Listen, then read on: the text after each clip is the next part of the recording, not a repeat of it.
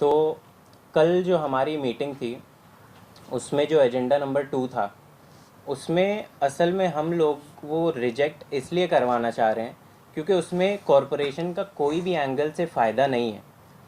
Actual में क्या होता था, जब भी कोई बिल्डिंग गिराने का कॉन्ट्रैक्ट कोई कंपनी लेती है, एक्वायर करती है, तो हमें एक पर्टिकुलर रॉयल्टी अमाउंट कॉरपोरेशन को वो पे करती है। अब ये रॉयल्टी अमाउंट कहाँ से आता है? जो भी डेब्री, बिल्डिंग टूटने के बाद जो बिल्डिंग का डेब्री बच जाता है, उसमें से जो आयरन निकलता है या कोई भी यूज़फुल सब्सटेंस निकलता है, उसको सेल करके एक specific amount of percentage decide किया जाता है, उसको बोलते हैं रॉयल्टी अमाउंट। और ये जो कॉन्ट्रैक्टर रहते हैं, ये रॉयल्टी अमाउंट कॉरपोरेशन को पे करते हैं। तो अभी कैसा हो रहा है, ये जो एजेंडा नंबर 2 में मेंशन्ड है कि 58% का रॉयल्टी अमाउंट वो लोग कॉरपोरेशन को पे करेंगे, ऐसा कहा गया है। लेकिन अगर हम पास डेटा कॉरपोरेशन का उठाकर देखते हैं ना, तो उससे हमें ये पता चलता है कि अभी तक कॉन्ट्रैक्टर्स लोग ने 70 to 90% के बीच तक का रॉयल्टी अमाउंट कॉरपोरेशन को पे किया है। तो ये जो न्यू कॉन्ट्रैक्टर्स हैं, इनका 58% देना कम, एटलीस्ट हाफ कर रहे ये लोग परसेंटेज को। तो ये एक्सेप्ट करके हम हमारे कॉरपोरेशन के फंड्स का नुकसान क्यों कर रहे हैं? जहाँ से हम प्रॉफिट उठा सकते हैं, वहाँ से प्रॉफिट क्यों नहीं उठाया जा रहा है? और पहली बात ये समझना बहुत ज़रूरी है कि हमारे कॉरपोरेशन में फ़ंड्स की एक बहुत प्रॉब्लम चल रही है। कोई भी काम कराने से पहले अगर हम लोग निधि के लिए अप्लाई कर रहे हैं, नगर सेवक लोग, तो हमें सामने से यही जवाब दिया जा रहा है कि फ़ंड्स अवेलेबल नहीं है और फंड्स पास नहीं हो सकते हैं ड्यू टू इनअवेलेबिलिटी ऑफ फंड्स। तो अगर फंड्स अवेलेबल नहीं है हमारे पास, और जिन चीज़ों से हमारे पास फंड्स आ सकते हैं, तो वो चीज़ों को रोका क्यों जा रहा है, मेरा ये सवाल है। और अगर ये दोनों कंपनीज़ का पास्ट देखेंगे, तो ये दोनों कंपनीज़ ने पास्ट में अपने ड्यूज़ भी भरे नहीं है पूरी तरह से कॉरपोरेशन को। जो लास्ट ईयर का इनका कॉन्ट्रैक्ट था, अराउंड कितना, 34 लाख पेंडिंग है ना, 34 लाख रुपीज़ का अमाउंट पेंडिंग है।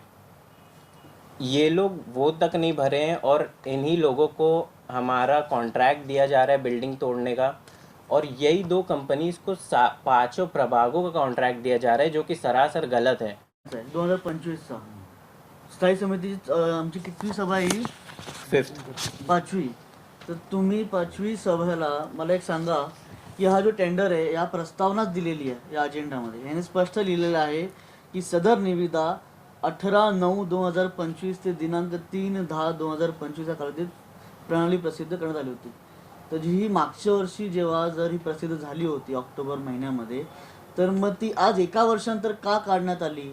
स्थायी समिती 4 सभा होऊन गेल्या. यांनी कारण काय दिला? आचारसंहिता. अहो, आचारसंहिता तुम्हालाही माहिती, पूर्ण गावाला माहिती आहे की 12वा महिना आचारसंहिता लागली डिसेंबर महिन्यात. तर जे मधले 2 महिने होते ऑक्टोबर नोव्हेंबर, तेव्हा तुम्ही काय करत होते? तर त्यांची ही सगळी प्रक्रिया चालू होती की कसं अपात्र करायचे या लोकांना आणि कसं माझ्याच माणसानं द्यायचा, कसंच मीच चालवणार. महापालिकाचे विश्वस्त आहोत आम्ही, कर्तव्य आमचं बनतं. पण इथे विश्वस्त कोण दाखवते? राज्य शासनाचे अधिकारी दाखवतात. कोण? सदस्य जे राजस्थानात बसलेत ना, जे लोकांनी निवडून दिलेले, त्यांची ढवळाढवळ आमच्या नगरपालिका कशाला हवी आहे? महापौर आहेत ना निर्णय घेणारे, पण महापौर पण पुढे दबले गेले दिसतात. स्थायी समिती सभापतींनी दबले दिले असतात. हे दबाव तंत्र जो यंत्रणा चालू आहे, आजपर्यंत भिवंडी महानगरपालिकेने हा दबाव तंत्र आजपर्यंत कधी बघितला नाही. महापौर सक्षम आहे यासाठी काम करायला, आणि महापौरांकडून जर होत नसेल तर आम्ही नगरसेवक सोबती लावू त्यासाठी. पण जरी महापौर ऐकत नसतील किंवा महापौरांचं ऐकलं जात नसेल आणि फक्त आयुक्त 2 लोकांचं ऐकत असेल, तर ही महापालिका चालणार नाही. हे पूर्ण ठेकेदारांचं काम स्वतःकडेच घ्यायचं, स्वतःच पैसे काढून घ्यायचे, कमवायचे, नगरपालिका ठणठण गोपाल कंगाल करून निघायचं, यांचं पूर्ण उद्देश आहे. तर यासाठी आम्ही ओरडतोय. आता आम्ही यंग लोक आहेत, सांगतो, जेनझीचं आंदोलन चालू आहे ना, आम्ही यंग लोक स्पष्ट सांगतो. हे लोक बोलतात नाही तुम्ही छोटे आहेत, तुम्हाला समज नाही, आम्हाला सर्व समजतं, कोण कुठे कसं काय प्रक्रिया करतात ना समजतं. अशा प्रकारे चालणार नाही. आमचे कमिशनर पण जेनझीच आहेत आमच्यासाठी. म्हणून कमिशनर माझी विनंती आहे की तुम्ही जबाबदारी घेता नगरपालिकेची, तर तुम्हाला उत्तरदायित्व आहे तुमच्या नागरिकांना आणि तुमच्या नगरसेवकांना. त्या आमदारांना नव्हे. आमदारांना उत्तरदायित्व त्यांचे मुख्यमंत्री आहेत, आयुक्ताला उत्तरदायित्व नगरसेवकच आहेत. माझी विनंती आहे प्रशासनाने अजून डोकं ठिकाणावर आणा आणि या संदर्भात जेही विषय चाललेत नगरपालिकेत ही अवळाढवळ चालली आहे, याला पात्र त्याला अपात्र, स्वतःच्या खिशे भरण्यासाठी चाललाय ना, बंद करा. नाहीतर आम्ही जर उद्रेक केला तर याचं परिणाम भोगावंच लागेल सर्वांना. बघा, आम्हा लोकांनी आज निवडून दिलेलं आहे, त्यांना विश्वास आहे की नवीन पिढी काम करणार आहे, जेनझी काम करणार आहे आणि जेनझीला अक्कल आहे. जेनझी काय मूर्ख नाही आहे आणि अशा बेअक्कल लोकांना जेनझी तयार आहेत. आणि जर महापालिकेने ऐकलं नाही, जेनझी लोक जे जंतर मंतरला झाला ते महापालिका झाला, 10 मिनिटं लागणार नाही आम्हाला करायला. लोकशाही मराठी ऐका, पहा, जागरूक रहा.